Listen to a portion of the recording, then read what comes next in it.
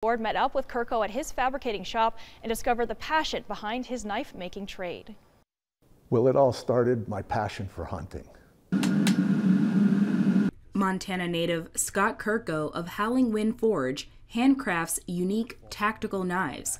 Kirko started fabricating steel at 18 years old. He began forging blades because he wanted to build a better quality knife. Why does a saw blade cut through a 2-inch piece of steel and it will still cut your finger?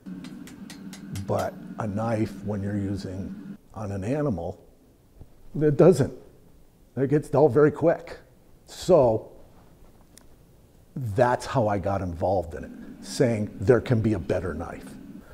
I luckily found a man that was my mentor, John Reynolds, had made knives for 40 years. He taught me the fine art of making knives. Each knife is unique. Some can take many hours to make. 5 hours to 50 hours, all depending on how fancy, how different, and how big. Kirko uses exotic materials from different countries like wood from Africa, curly koa Hawaiian wood, ancient whalebone, and Montana native woods like box elder burl to create the handles on his knives.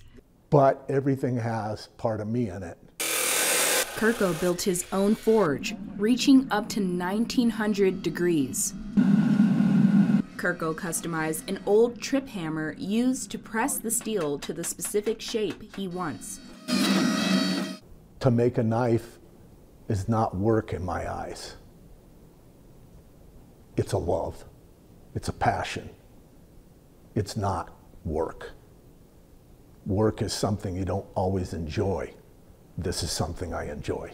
They're just... Yeah, that's beautiful. They're a piece of art, and I call it functional art. Seeing the intricacy of the shape of the steel blade, detailed handles, to the flower design in the blades, it's clear that Kirko puts his heart and soul into every knife. That I know when I'm gone, I've left something here on this planet. And they will be used for hunting long when I am gone, and that's my passion.